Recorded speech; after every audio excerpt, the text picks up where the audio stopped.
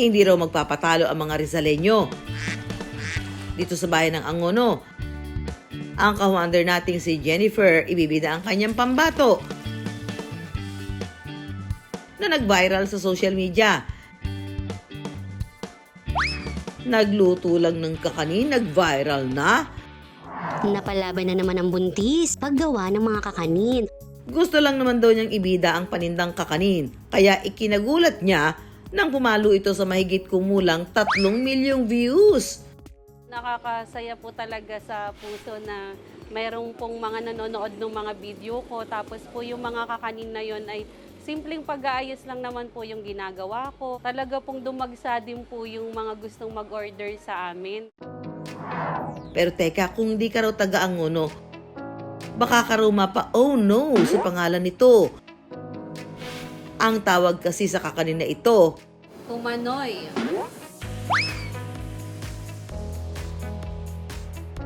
Kapag dito sa Angono Rizal ay pangkaraniwan na lang talaga yung kumanoy kasi ito naman talaga ay lihito mong kakanin dito sa Angono Rizal. Kapag naman po ibang lugar yung bumibili ng kumanoy ay napapatanong sila, ano yung kumanoy? Saan gawa yung kumanoy? May mga reaction po na yung emoji na tawa. kumpirmado ayon sa eksperto, wala naman daw talaga kaugnayan ng manoy o sexualidad ng lalaki sa pangalan ng kakanin na kumanoy.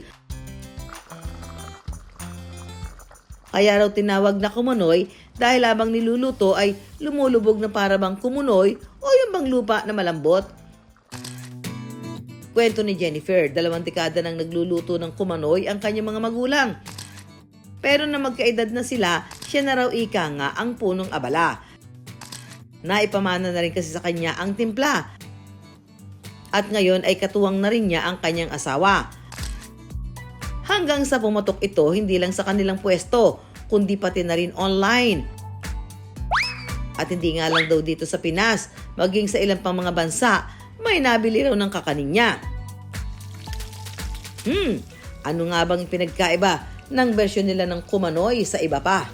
Yung tubig ay tinanggal po namin. Ginawa na po namin siyang pure gatap na talaga naman parang mas malinamnam po yung ating kumanoy. Para mabistahan yan, Jennifer, pa-order nga yan ng isang bilao ng kumanoy.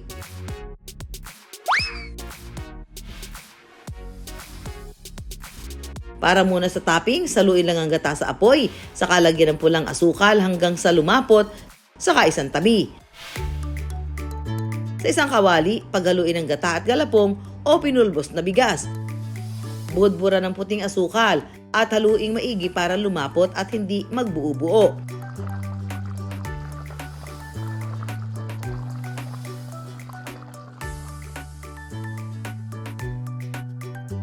Pagkatapos, magpahid ng langis ng niyog sa bilao na mayroong sapin na dahon ng saging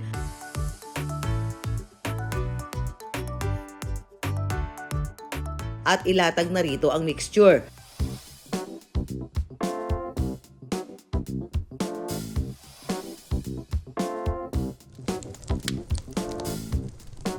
Saka lutuin gamit ang uling na nilagay sa hulmahan. Kumanoy, coming up!